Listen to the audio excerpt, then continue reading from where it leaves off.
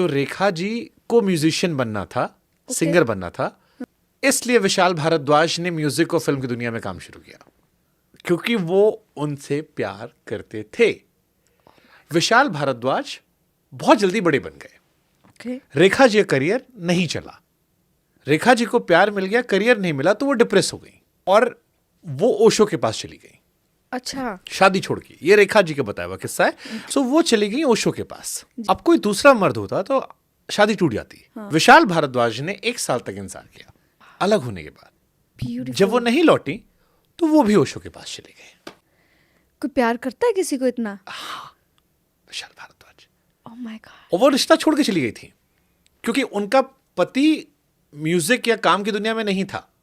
वो उनको देख कर आया था, उनको बड़ा बनना था रेखा जी को, और वो इस बात से परेशान थी कि मैं बड़ी नहीं बन पा रही। मौके मिल रहे थे, कुछ गाने आए, नहीं चले, तो वो छोटा फील कर रही थी या असहज फील कर रही थी, और उस कुंठा या कह लो कि परेशानी में वो चली गई, सब छोड़ के शांति की तलाश में। फिर विशाल की ओमकारा हुई, ज़बां पे लागा लागा रे, हाँ, नमक इश्क का है रे, तेरे इश्क का। और फिर रेखा जी दोबारा लौटी, जब पीस हासिल किया, ईश्वर के करीब गई, वहां से फिर सारे गाने बढ़ने शुरू हुए। रे कबीरा और पीयूष मिश्रा ने बहुत सारे गाने दिए।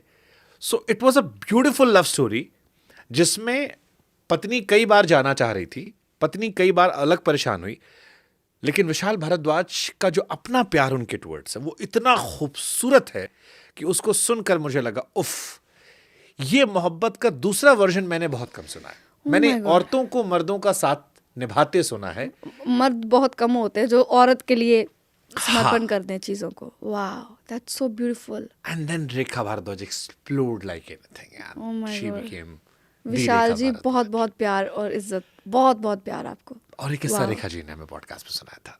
That's beautiful, she is lucky. कि वो कॉलेज में उनको इश्क करते थे, इश्क मिलने के बाद अधूरेपन रहा उनकी लाइफ में, डिप्रेशन, शादी हो गई, इश्क हो गया, प्यार करती थी, काम का डिप्रेशन आया। होता है, इंसान ऐसे ही है, इंसान हमसे बैलेंस नहीं होता। अगर मान लो आज मैं सक्सेसफुल हूँ तो मैं चाहूँगी मुझे प्यार मिल जाए। अगर मान लो मुझे प्यार बहुत ज़्यादा मिलेगा और अगर मेरा करियर कॉम्प्रोमाइज़ होने लग जाएगा, मुझे प्यार भी हल्का लगने लग जाएगा। ये ह्यूमन नेचर है। एक बड़ा अच्छा शेर इसी पे कि इंसान के ख्वाहिश की कोई इंतहा नहीं होती, 2 गज ज़मीन भी चाहिए 2 गज कफन के बाद।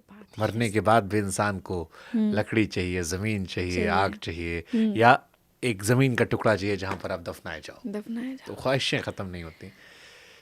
ख्वाहिशें होनी भी नहीं चाहिए, लेकिन ख्वाहिशें सही होनी चाहिए। ख्वाहिशें मैं मानती हूँ कि ख़त्म होनी नहीं चाहिए। आपके अंदर वो इंसान रहना चाहिए जो ख्वाहिशों से भरा हुआ है।